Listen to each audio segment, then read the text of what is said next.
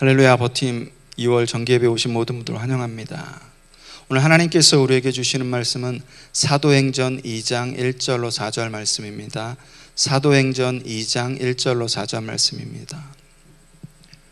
오순절 날이 이미 이름에 그들이 다 같이 한 곳에 모였더니 호련히 하늘로부터 급하고 강한 바람 같은 소리가 있어 그들이 앉은 온 집에 가득하며 마치 불이 혀처럼 갈라지는 것들이 그들에게 보여 각 사람 위에 하나씩 임하여 있더니 그들이 다 성령의 충만함을 받고 성령이 말하게 하심을 따라 다른 언어들로 말하기를 시작하니라. 아멘.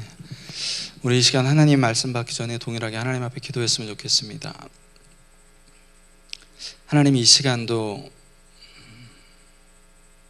나의 마음을 만져주시옵소서. 아버지 하나님, 하나님의 말씀을 제대로 보지 못하는 사람들이 굉장히 많습니다. 목숨을 내놓고 성경을 읽는 사람들도 굉장히 많습니다.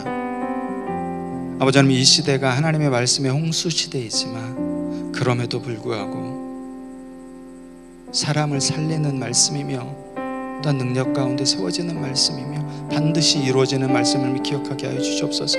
이 시간도 아버지 하나님이 주시는 말씀을 아버지 하나님이 나에게 주시는 말씀으로 받아 누리며 나갈 때 우리의 신앙을 더하시고 믿음을 더하시고 그 가운데 하나님께서 또한 우리가 계획하지 못했던 모든 것까지 더하시는 것을 우리가 눈을 들어서 바라보는 예배가 되게 해달라고 이 시간 우리 하나님 앞에 다 같이 한 목소리 기도하시겠습니다. 우리 다 같이 기도하시겠습니다.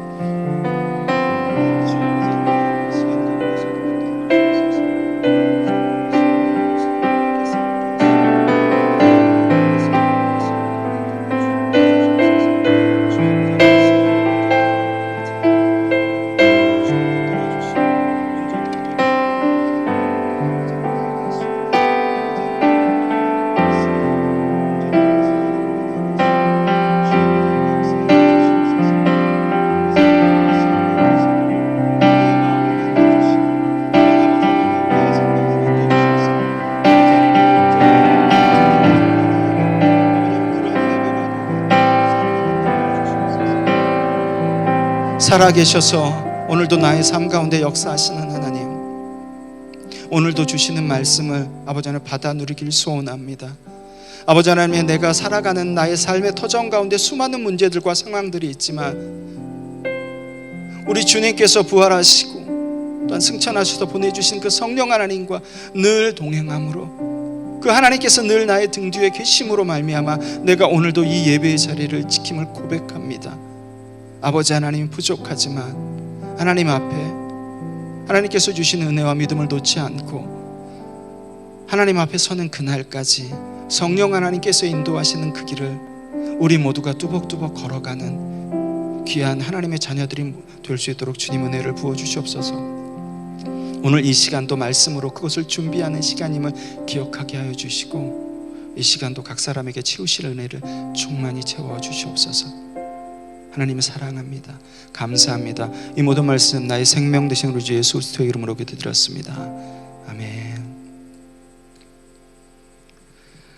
오늘 말씀 제목은 다 성령의 충만함을 받고입니다. 사도행전 2장 말씀 여러분들 너무나도 잘 아시는 말씀이죠. 오순절을 가리켜서 펜테코스테스라고 합니다. 이것은 히브리어 50일이라는 단어를 헬라어로 번역한 것입니다. 그러니까 오순절은 그 50번째라는 의미를 갖고 있습니다. 이날은 유월절 밀농사를 수확한 다음에 그 후에 하나님 앞에 바친 후에 50일째 되는 절기입니다. 그래서 77절이라고도 하고 맥추절이라고도 합니다. 또한 교회력으로 보면 여러분 오순절은 그 부활절 다음의 절기가 오순절입니다. 여러분, 우리 교회력은 제가 저번에도 말씀드렸지만 기본적으로 여러분들이 알아두셔야 돼요. 우리 시계 방향으로 보면은 12시를 부활절, 6시를 성탄절, 두 축입니다. 부활절과 성탄절은. 성탄절을 기준으로 오른쪽으로 시계 방향으로 주연절, 그 다음에 우리가 지금 지내는 사순절, 그 다음에 부활절, 부활절 다음에 오순절, 그 다음에 대림절, 이렇게 돌아가는 것입니다. 그렇기 때문에 그 부활절, 부활승천하신 그 예수님께서 오순절은 그 50일째 되는, 예수님이 부활하신 지 50일째 되는 날이기도 합니다. 여러분, 가톨릭에서는 이 날을 그러니까 성령 강림 대축일이라고 해서 지킵니다. 그 날은 미사 때 오는 모든 신자들에게 성령의 7가지 은사 중에 하나씩 뽑게 합니다. 그걸 성령 칠은이라고 하죠. 가톨릭에서는 하나씩 뽑아서 또한 그런 행사를 함으로써 그 말씀을 붙잡고 살아가게 합니다. 오늘 본문에 보면 오순절이 이르렀을 때 예수님의 가족과 제자들은 한 곳에 모여 있었습니다. 그들이 모여 있었던 것은 잠깐 모여 있었던 게 아닙니다. 여기 모여 있다는 헬라어 시제를 보면은 미완료입니다. 미완료. 헬라어에서 미완료는 계속되는 반복적인 동작을 얘기하는 거예요. 계속 지속되는 거. 그러니까 예수님의 가족들과 제자들은 계속해서 예수님이 부활 승천하시면서 명령하신 예루살렘을 떠나지 않고 거기 성령의 임재를 기다리라고 말씀하신 그 말씀에 순종해서 계속해서 기다리고 있었던 것입니다. 그렇기 때문에 우리가 특히 사도행전을 여러분 읽을 때는 저자가 같죠. 누가복음이랑 같이 읽으셔야 돼요. 그리고 오늘 본문 사도행전 2장 오순절 마가다락방 성령이 강림한 사건은 반드시 누가복음 24장 맥락에서 읽으셔야 돼요. 예수님께서 부활하시고 또 제자들 앞에 나타나시고 다시금 하나님 우편 보좌로 승천하신 그 승천하시는 중에 나타났던 하나님의 능력이 예수님의 말씀에서 순종해서 기다린 그 오순절 마가다락방 그들에게 동일하게 임한 사건이기 때문입니다. 여러분, 우리는 하나님께서 어떠한 능력 가운데 세워주시길 원합니다. 우리가 또 하나님 앞에 기도하면서 그렇게 나갑니다. 그렇지만은 성령 하나님께서 예배하는 순간, 기도하는 순간 채워주시는 능력에 우리가 붙잡힘 되어야 하지만 온전히 우리가 설 수 있습니다. 그 능력이 오순절 마가다락방 그 모든 120문도들에게 임한 것입니다. 49절 말씀입니다. 너희는 위로부터 능력이 입혀질 때까지 이 성에 머물라. 이들은 예수님 말씀에 순종하며 나갔던 것입니다. 예수님의 명령 또한 예수님께서 성령이 임재할 때까지 기다리라는 말씀을 그들은 확실하게 붙잡았습니다. 그 말씀을 확실히 믿었습니다. 예수님께서 성령을 보내주신다는 그 말씀을 확실히 믿었습니다. 여러분, 하나님께서 성경을 통해서 하신 말씀은 반드시 이루어집니다. 반드시 이루어져요. 여러분, 그들은 그 부활 승천하신 예수님께서 그때 당시 어쨌든 교회가 핍박받는 그 상황 가운데서도 하나님의 말씀을 붙잡았습니다. 여러분, 이 말씀을 제가 묵상하면서 또한 설교로 준비하면서 쓰면서 내가 과연 하나님의 말씀을 얼마나 붙잡고 있나, 하나님의 약속을 얼마나 믿고 있나를 되돌아봤습니다. 하나님의 말씀은 1.1획도 땅에 떨어짐이 없고 반드시 언약하신 것, 우리의 약속하신 것은 반드시 이루어지는 말씀임을 여러분은 다 알 것입니다. 우리가 하나님의 약속을 붙잡을 때 여러분들의 삶을 하나님께서 더하여 주시는 것입니다. 여러분, 다윗은 압살롬이 일으킨 반란으로 인하여서 사방이 막혀서 어디 한 곳 도망갈 데가 한 군데도 없었습니다. 생명의 위협을 받는 그런 상황 가운데서도, 그 절박한 상황 가운데서도 다윗은 하나님 앞에 이렇게 고백합니다. 하나님은 나의 빛이며 구원이시며 생명이십니다. 하나님께서는 절대 나를 버리시지 않아요 라고 시편 27편에 그렇게 고백하는 것입니다. 여러분, 우리가 하나님의 말씀은 살아있는 말씀이라고 늘 고백하죠. 하나님의 말씀은 살아있는 말씀이 맞나요? 아멘이죠. 그죠? 당연히 아멘입니다. 하나님의 말씀이 살아있는 말씀이면 내가 어떤 상황을 맞닥뜨리든 어떠한 환경 가운데 있든 간에 그 말씀을 붙잡고 또한 그 말씀을 믿고 하나님을 신뢰하면서 나가셔야 돼요. 하나님의 말씀은 살아있는 말씀이라고 고백하면서도 하나님을 신뢰하지 못하고 그 말씀의 능력을 믿지 못하면 성령 하나님께서 우리 삶에 역사하실 수가 없습니다. 여러분, 이러한 확신을 갖고 다락방에 모인 사람들은 성령의 임재를 기다립니다. 제가 지난달 말씀 가운데 여러분들한테 그런 말씀을 드렸을 거예요. 신앙은 뭐라고요? 하나님의 말씀을 기억하는 것. 또 다르게 얘기하면 신앙은 하나님께서 나에게 행하신 일들을 기억하는 것, 과거에 하나님께서 나에게 말씀하셨던 것, 과거에 하나님께서 나에게 은혜로 채우시고 사랑을 붙여서 이루어 주신 그것들을 기억하는 게 신앙이에요. 그런데 오늘 말씀을 전하면서 제가 한 가지 더 붙이면 신앙은 여러분 하나님의 시간을 기다리는 것입니다. 신앙은 기다리는 거예요. 신앙은 하나님의 말씀을 기억하고 하나님께서 나에게 행하신 일들을 기억하는 거지만 또한 그 하나님의 시간을 기다리는 것입니다. 이전 집, 지금은 이제 그 마을에 간 2층으로 이사 가서 없지만 이전 집에서는 텃밭이 있어서 해마다 지금 이제 조금 지나면은 밭을 갈고 감자를 가장 먼저 심습니다. 그 텃밭에다가 고추, 감자, 토마토, 뭐 꽈리고추, 청양고추, 가지 굉장히 많이 심었습니다. 그 모판이라고 모판에다가 씨를 놓고 물을 주면은 모종이 돼요. 그 모종을 갖다가 이제 밭에 옮겨 심는 거예요. 그래서 거기서 잎이 나고 싹이 나서 열매를 맺는 거예요. 거기서 잎이 나고 싹이 나고 열매를 맺기까지는 굉장히 많은 시간을 기다려야 됩니다. 기다려야 돼요. 그냥 심자마자 따먹는 건 하나도 없습니다. 여러분, 모세가 하나님 앞에 붙들려서 하나님의 일을 하기 전에 어떻게 됐다고요? 40년의 기다림의 시간이 있었어요. 우리도 마찬가지입니다, 여러분. 어떠한 하나님께서 말씀을 나에게 주셨어요. 그 말씀이 지금 당장 콩복과 먹듯이 부모님이 또한 기도의 동역자들이 어떤 기도의 저 지체를 통해서 응답을 받았어요. 그 응답이 내일 당장 이루어지는 것이 아니라는 거예요. 그 기도의 응답이 내가 아니라 다음 세대에 이루어질 수도 있는 거예요. 그것이 철저한 하나님의 때. 그렇기 때문에 여러분, 우리는 우리의 때의 어떠한 부분에 대해서 안달하고 또한 그것을 기다리는 게 아니라 늘 하나님께서 어떠한 일을 하라고 또한 하나님께서 어떠한 기도에 응답을 주셨을 때 하나님의 때를 기다리실 필요가 있는 거예요, 여러분.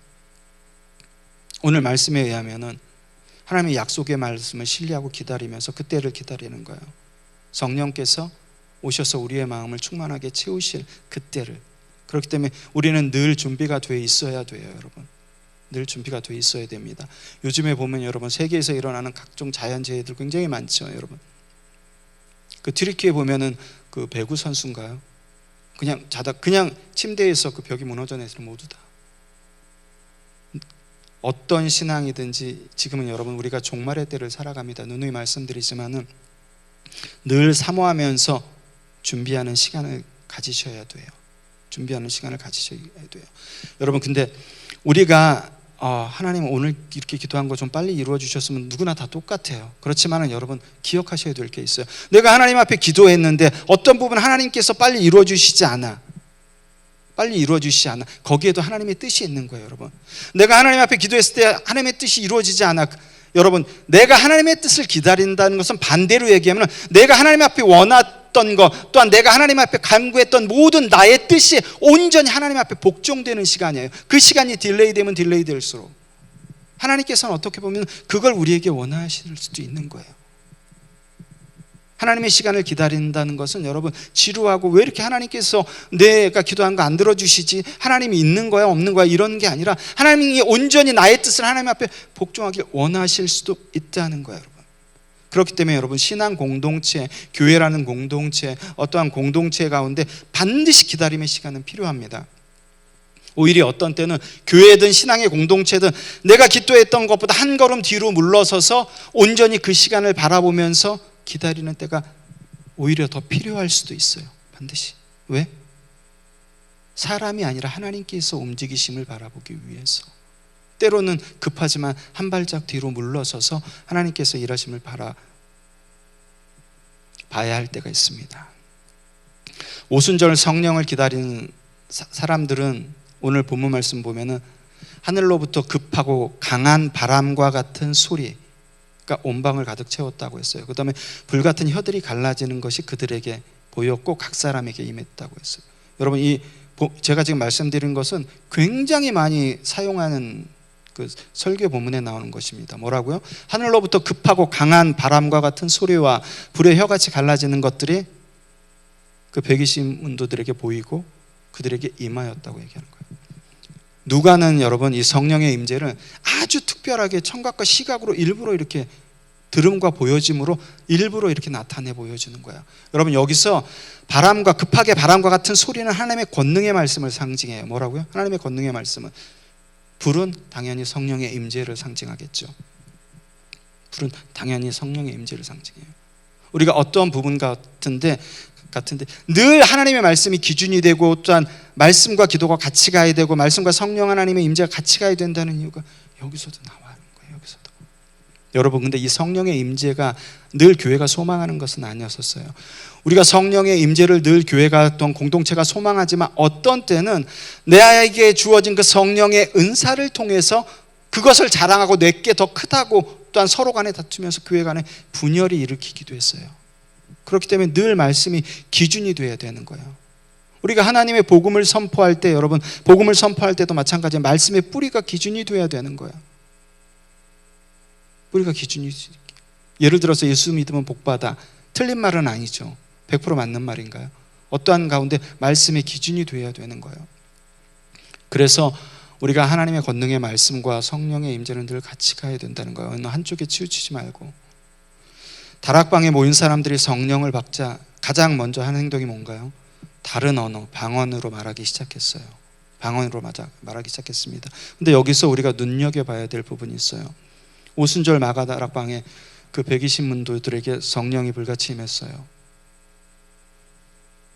그들이 성령을 받고 방언으로 말하기 시작했어요. 많은 사람들에게. 그런데 여기서 눈여겨봐야 될 그 중요한 게 있다고 제가 말씀드리는 것은 고린도전서 14장이에요, 여러분. 고린도전서 14장에 보면은 거기서 바울이 말하는 방언이랑 오순절 마가다락방에 임한 그 방언이랑은 여러분 천지 차이입니다. 완전히 틀린 거예요. 완전히 틀린 거. 이 마가다락방에 그 성령이 임재하셔서 각 사람들이 방언으로 말한 것은 뭐라고 표현되어 있나요? 다른 언어라고 되어 있어요. 다른 언어. 그들이 방언으로 말한 것은 다른 나라 말이에요. 스페인어, 불어, 또 영어, 아니면 러시아어, 다른 나라 말이에요. 다른 나라 말로 되어 있어요. 명절을 맞아서 예루살렘에 온 수많은 유대인들과 디아스포라와 어떤 이방인들까지 보는 모든 사람들 앞에까지 그 사람들이 성령의 임재를 해서 다른 나라 말로 방언을 하는 거예요. 그런데 고린도전서 14장에 여러분 방언은 은사예요. 은사. 바울은 그렇게 얘기합니다. 고린도전서 14장에 보면은 방언은 교회의 덕을 세우기 위함이에요. 예언은 교회의 덕을 세우고 또한 방언은 사람을 세운다고 하지만 또 방언을 해석할 때는 교회의 덕을 세운다고 얘기를 합니다. 그런데 오히려 그 시대 이 방언을 남용함으로써 개인의 체험을 자랑하게 되고 또한 내 방언이 더 능력이 커 이런 자랑을 하고 다툼이 일어나서 공동체 분란을 야기시키기 때문에 바울이 고린도전서 14장에서 방언이라는 것을 언급한 거예요. 오순절 마가다락방의 방언이라 이때 방언은 사람들이 알아들을 수 없는 말로 그런 거예요. 틀린 거예요. 틀린 거. 그렇기 때문에 여러분 우리가 오늘 오순절 마가다락방의 본문에 나온 그 방언에 주력하며 나가는 거예요. 그들이 성령의 임재하심을 받고 처음 한 행동에 다른 나라 말로 다른 사람들한테 전하는 거예요. 여러분 우리가 복음을 전할 때는 반드시 하나님 말씀의 근거가 있어야 돼요. 그리고 복음을 전하려면 반드시 언어가 필수적이에요. 작년 12월 달에 우루과이로 떠난 선교사님 부부 가면서도 그렇고 종종 소식을 전해오는데 가장 어려운 문제가 언어 문제래요. 우루과이는 스페인어라고 그러더라고요. 언어를 배우는 게 가장 힘들대요. 그렇지만 여러분 복음을 전하려면 언어가 필수적입니다. 필수적으로 전해야 되는 거예요. 오늘 마가다락방에 임한 그 사람들이 각 나라 언어로 하나님의 복음을 전하는 거예요. 또 여기서 우리가 눈여겨봐야 할 부분은 성령을 받은 사람들이 처음 한 행동, 제가 다른 나라 말이라고 그랬죠. 다른 나라 말로 예루살렘의 명절에 올라온 그 수많은 유대인과 디아스포라 이방인들한테 전했어요. 각국의 언어로 말하기 시작한 거예요. 다시 말씀드릴까요? 그들이 오순절 마가다락방에 성령의 임재함을 받고 처음 한 행동에 어떠한 은사를 받았다고 자랑하는 게 아니라 각 나라 말로 하나님을 증언하고 하나님의 영광을 높인 거예요. 유대인들에게만 아니 디아스포라는 이방인들 모든 사람들에게.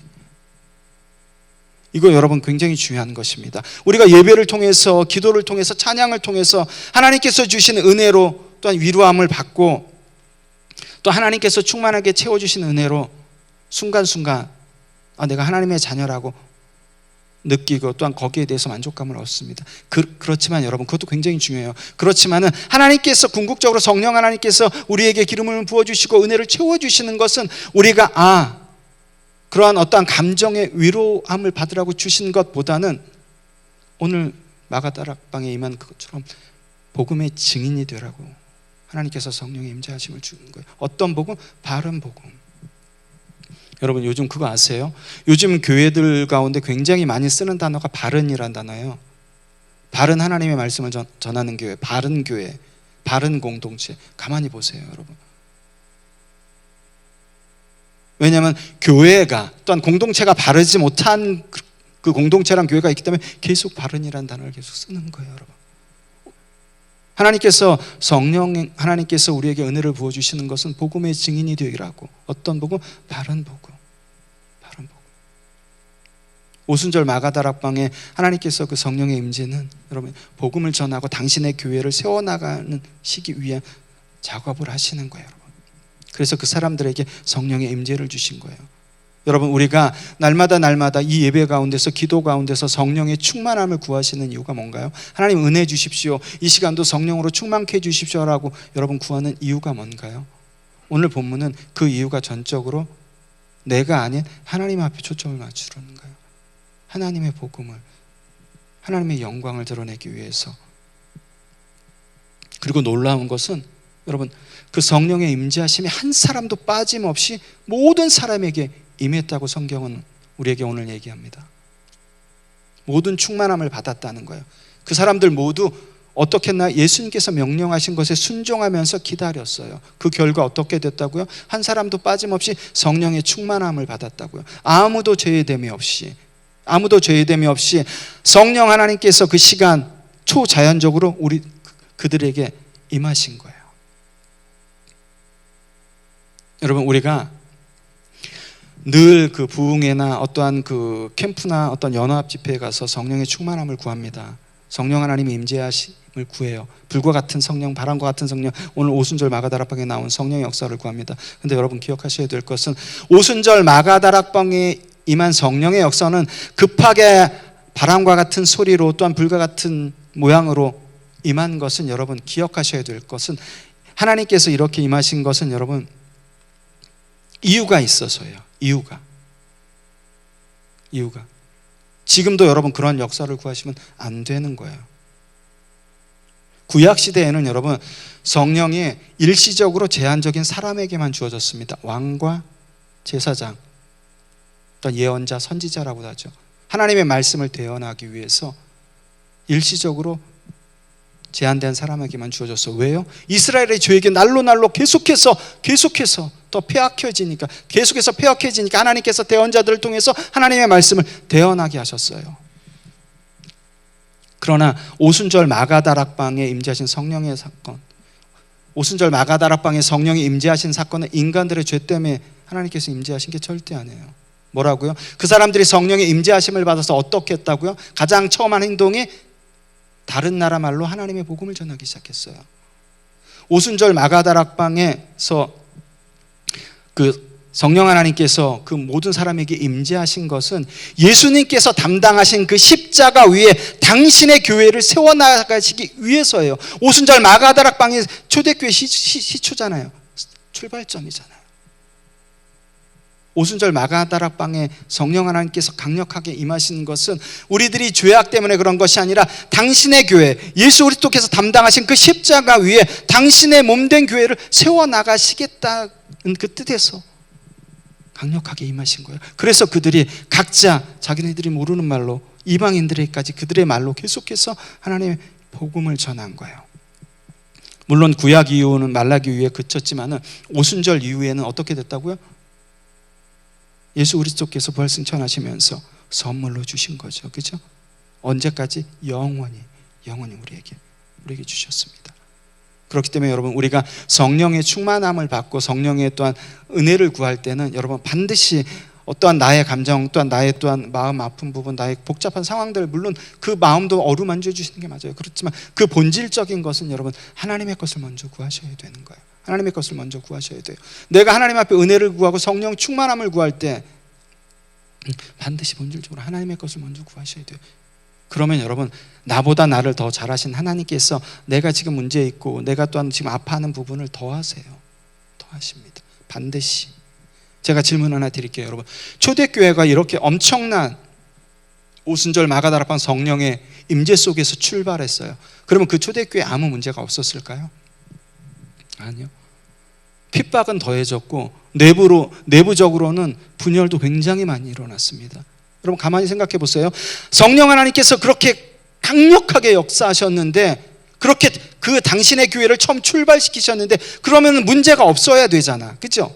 문제가 없어야 되잖아요. 성령 하나님께서 그렇게 강력한 은혜와 그 강권적으로 임하셨는데, 근데 문제가 더 많이 나타나고 분열이 더 많이 나타나요. 여러분, 우리가 하나님 앞에 금요철야 때나 주일 예배 때나 찬양 때나 하나님께서 주시는 은혜와 성령 충만함을 누리고 예배당을 나가서 삶의 터전으로 가요. 문제가 없겠지. 그렇지 않다는 거예요, 여러분. 오히려 문제가 더 많고 여러분이 고난과 어려움과 환난이 더 많을 수 있다는 거예요. 더 많을 수 있다는 거예요. 여러분, 시편 73편 4절 5절 우리 성경 있으면 다 함께 찾고 합독해 보시겠습니다. 시편 73편 4절 5절. 시편 73편 4절 5절. 시편 73편 4절 5절. 이거 굉장히 중요한 거예요. 여러분들 메모해 놓으셔도 돼요. 시편 73편 4절 5절. 우리 다 같이 합독하시겠습니다. 찾으셨으면. 그들은 죽을 때에도 고통이 없고 그 힘이 강건하며 사람들이 당하는 고난이 그들에겐 없고 사람들이 당하는 재앙도 그들에게는 없나니. 뭐라고요? 죽을 때 고통도 없대. 그 힘이 강건하대요. 또한 여러 사람들이 당하는 고난도 없고 재앙도 없대. 이거 하나님 자녀들한테 하는 소리인가요? 아니에요, 여러분. 아니에요. 이거는 하나님의 자녀가 아닌 그리스도인이 아닌 사람들한테 하는 거예요. 제가 여러분 누누이 말씀드리지만 내가 어떠한 생활을 하는데, 내가 어떠한 삶의 터전에서 어떠한 신앙생활을 하는데 아무 부딪힘이 없이 쭉쭉 그냥 그 고속도로처럼 잘 나가. 반드시 점검하셔야 된다고 그랬죠. 그죠? 이 시편 73편 4절 5절 말씀은 하나님을 믿지 않는 자들은 이렇게 된다는 거예요. 죽을 때 고통도 없고 그 힘이 강건하여지며 재앙과 고난도 없다는 거예요. 반대로 말씀드릴까요? 하나님의 자녀들은 고난도 있고 죽을 때 고통도 있고 재앙도 있다는 거예요. 하나님의 자녀들은. 너무나도 아이러니컬하죠. 그렇죠? 믿지 않는 자들은 고통도 없고 쭉쭉 잘 나가는데 고난도 없고 재앙도 없대. 근데 하나님의 자녀들은 죽을 때 고통도 있고 그 힘도 쇠약하며 재앙과 고난까지 있대. 그게 하나님의 자녀야 라고 시편 73편 기자는 증언하는 거예요. 여러분, 우리가 살아가면서 또한 맞닥뜨리는 수많은 고난, 우리가 성령 충만한 하나님께서 부어주시는 은혜로 말미암아 기도하지 않아도 하나님께서 다 아세요. 그럼에도 하나님께서 기도하라고 하시죠. 그런데 그 전제 조건이 있다고 말씀드렸죠. 먼저 내가 은혜를 받고 성령 충만함을 받고 하나님께서 내 기도를 이루어 주셨을 때는 반드시 하나님의 것을 먼저 구하셔야 돼요. 오순절 마가다락방 사건 기억하세요. 그들이 그 성령의 목숨을 내놓고 거기서 기다리면서 하나님께서 불과 같은 성령으로 임하셔서 가장 처음 하는 행동은 그들의 것을 구한 것이 아니라 각 이방인들에게까지 그들의 나라로 하나님께서 복음을 전하게 하셨다는 거예요. 여러분, 근데 우리 하나님께서는 지금 시편 73편 기자가 한 것처럼 너희가 성도니까 고난도 받아야 돼. 죽을 때 고통도 있어. 재앙도 있을 거야. 그거 다 너희가 오롯이 다 당해야 되라고 말씀하시지 않아요. 빌립보서 1장 29절 말씀 보면은 하나님께서 그렇게 내가 너희에게 은혜를 준 거는 이것 때문이야. 고난, 재앙, 그것 때문에. 그것을 이길 힘을 주는 거야. 우리가 여러분 하나님 앞에 성령 충만함을 구하고 은혜를 구하지만 그 은혜와 성령 충만함이 얼마나 작은 것인지를, 내가 구하는 성령 충만함과 은혜가 얼마나 작은 것인지를 기억하셔야 돼요. 여러분, 우리가 하나님께서 주신 은혜, 수련회 때 받았던 은혜, 캠프 때 받았던 은혜가 그게 결코 헛되다는 거 아니에요. 그거는 우리가 넘어지고 쓰러졌을 때 반드시 그때 주셨던 은혜와 성령의 기름 부음을 기억해요. 그래서 일어나는 주기가 빨라집니다. 그리고 거기다 플러스 너희가 재난과 고난과 어떠한 힘듦이 있을 때 그것을 이길 수 있는 힘을 하나님께서 미리 주셨다고 말씀하는 거예요. 빌립보서 1장 29절 말씀을 통해서. 그렇기 때문에 여러분, 우리가 염려할 필요가 없는 거예요. 고난 당하는 거 당연해요. 그렇지만 하나님의 말씀은 반드시 다 이루어지는 말씀이라고 그랬죠. 살아있는 말씀이라고 아멘 하셨죠. 빌립보서 1장 29절에 내가 그것을 지금 말한 시편 73편 기자가 말한 그것을 이기게끔 하기 위해서 내가 너에게 은혜를 준 거야 라고 말씀하시는 거예요. 우리가 여러분 성령의 그 충만함을 구할 때, 또한 어떠한 은혜를 구할 때 여러분 반드시 내 것을 포기하라는 게 아니에요. 여러분, 어떻게 보면 정말 좀 비상한 머리죠. 내 것 놔두고 하나님의 것을 구할 때 하나님께서 그 외의 것을 더욱더 풍성하게 하시는 거예요. 여러분, 그건 하나님의 법칙이에요. 여러분, 하나님의 법칙입니다. 그것은. 여러분 사복음서 중에서 특히 누가복음은 예수님의 탄생에 대해서 굉장히 상세히 기록해요. 그런데 여러분 이 누가복음에서 그 예수님의 그 탄생 이해를 굉장히 상세하게 기록하는 이유가 있어요. 이 사도행전은 여러분 교회 탄생을 얘기하는 거예요. 누가복음과 사도행전을 일부러 비교시키면서 얘기하는 거예요. 예수님의 탄생과 교회의 탄생을 비교시키면서 계속해서 기술해 나가는 거예요. 예수님의 탄생과 교회의 탄생 이전에는 성령의 역사가 없었다는 거예요. 다시 말씀드리면 예수님의 탄생도 또한 교회의 탄생도 성령의 역사심으로 말미암아부터 시작됐다는 거예요. 그걸 보라는 거예요. 누가가 의도적으로 계속해서 누가복음과 사도행전을. 그런데 여러분 이 교회의 탄생은 거기에 임한 그 있는 사람들이 성령 충만한 상태에서 교회는 출발했습니다. 다시 말씀드리면 여러분 우리가 주님의 몸된 교회에서 또한 그 지체된 자들로서 하나님 앞에 예배 드릴 때 우리는 성령의 충만함을 반드시 구하여야 된다는 거예요. 교회는 성령의 충만한 사람들로부터 시작됐고 하나님께서 이끌어 가시지만 지금도 여전히 예배하는 사람들 가운데 하나님께서 충만하게 채우시고 또 이끌어 가시는 사람들이 있다는 거예요. 그렇기 때문에 늘 성령의 충만함을 구해야 되는 거예요. 여러분 오순절 마가다락방 사건은 굉장히 예외적인 사건입니다. 성령 세례와 성령 충만이 동시에 일어난 사건이에요. 제가 한 가지 질문할게요, 여러분. 성령 세례와 성령 충만이 같은 말인가요?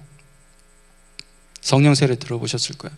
성령 세례와 성령 충만은 같은 말이 아닙니다. 다른 말이에요. 다른 말이에요. 여러분 세례는 헬라어로 밥티조예요. 밥티조. 씻다, 잠기다. 더러운 게 씻겨져 나가다, 더러운 게 잠기다. 우리의 죄가 예수 그리스도의 피로 씻기고 예수 그리스도의 피에 잠기는 거예요. 이 세례라는 것은 하나님께서 언제나 너와 항상 함께 할 거야. 그 은혜의 약속이 세례예요, 여러분. 그 은혜의 약속이. 우리가 여러분 세례를 받았기 때문에 구원받는 건 아니에요, 여러분. 세례를 받았기 때문에 구원받는 게 아니에요. 우리가 구원받았기 때문에 그 표로 세례를 받는 거지.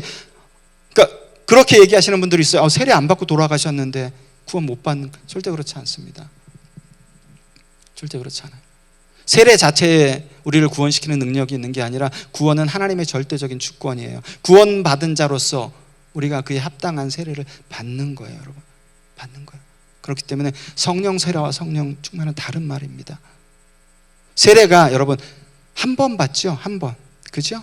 세례는 한 번 받습니다. 다른 교파나 교단에서 받은 세례도 인정해 주는 거예요. 그래서 성령 세례도 마찬가지입니다. 단회적으로서 성령 하나님께서 임재하여 주셔서 마찬가지입니다. 그럼 성령 충만은 뭔가? 여러분 성령 충만을 어떻게 정리할 수 있을까요? 한번 이미지 한번 그려보세요. 성령 충만이 뭘까? 한번 그려보세요. 바울은 여러분 성령 충만에 대해서 이렇게 얘기합니다. 바울이 서신서 중에 성령 충만을 언급한 거는 딱 한 군데예요. 에베소서 5장 18절. 술 취하지 말라. 이는 방탕한 것이 오직 성령의 충만함을 받으라. 여기 한 군데 딱 바울이 성령의 충만함을 언급합니다. 더욱더 놀라운 것은 여러분 성경의 다이아몬드이며 수많은 사람들의 회심을 일으킨 로마서에 보면 보통 성령장이라고 하죠. 8장 생명의 성령의 법 나오는 로마서 8장을 성령장이라고 해요. 그 성령장에서조차 바울이 성령의 충만함을 언급하지 않아요. 그런데 이걸 굉장히 눈여겨보셔야 돼요. 바울이 그 성령장에서조차 성령의 충만함을 얘기하지 않아요. 그 이유가 있어요. 그 이유가 바로 로마서 12장 1절 하반절이에요. 제가 봉독해 드릴게요. 너희 몸을 하나님이 기뻐하시는 거룩한 산제물로 드리라. 이는 너희가 드릴 영적 예배니라. 바울이 이 로마서 12장 1절 하반절 때문에 성령 충만은이란 단어를 쓰지 않은 거예요. 로마서 8장에서도 그렇고 에베소서 5장 18절에만 한 번 쓴 거예요. 여러분 여기서 여러분들이 아셔야 될 것은 이 영적 예배라는 거예요. 영적 예배. 이 당시는 여러분 영이란 단어는 헬라어는 보통적으로 대부분 그 푸뉴마라는 단어를 썼어요. 푸뉴마라는 단어를. 푸뉴마 영적인 거 푸뉴마 스피릿. 근데 바울은 여기서 이 영이라는 단어를 쓰면서 늘 사람들이 썼던 푸뉴마라는 단어를 쓰지 않아요. 스피릿이라는 단어를 쓰지 않아요.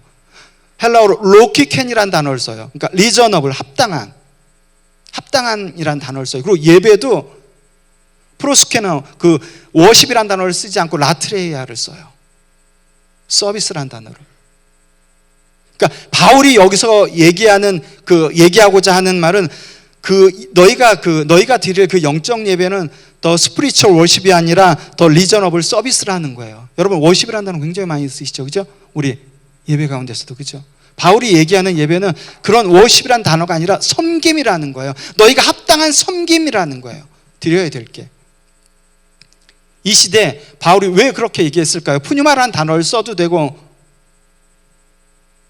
예배라는 단어를 써도 되는데 그것을 피해가면서 이 당시는 여러분 이방인들도 그렇고 믿는 사람들도 그렇고 그 어떠한 부분에 대해서 미신적인 행동들이 굉장히 많았습니다. 굉장히 많았어요.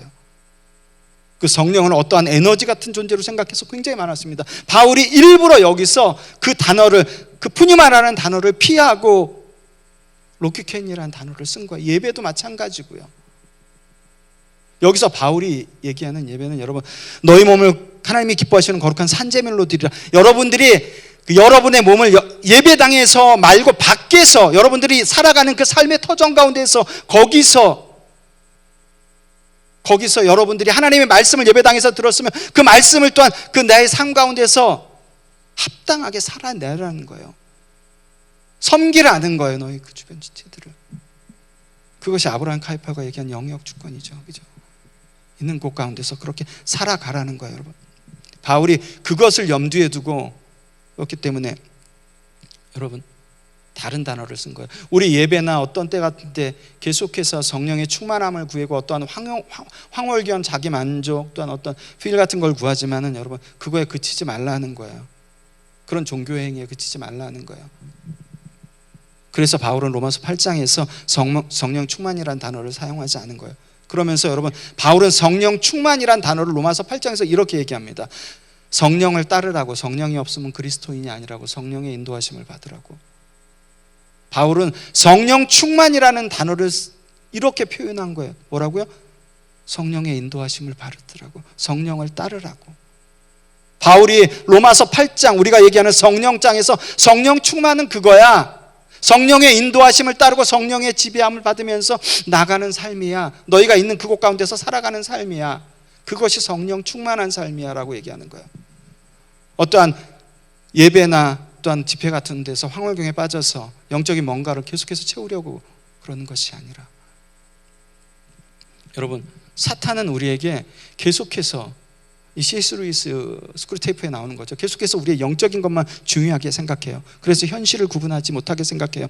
현실 그냥 현실적인 거, 저기 지금 보여지는 거 믿음 없다 이렇게 계속 치부하게 만들어요. 그래서 신앙이 삶으로 이어지지 못하게 만들어요. 신앙과 삶을 철저하게 분리시킵니다. 그런데 그렇지 않아요. 사도 바울은 그렇게 얘기하는 게 아니에요. 우리의 신앙이 삶으로 녹아져야 되는 거예요. 사도 바울은 그것을 영적 예배라고 얘기를 하는 거예요, 여러분. 여러분 오순절 마가다락방에 그 성령 세라와 성령의 충만함은 동시에 일어난 굉장히 특별한 상황입니다.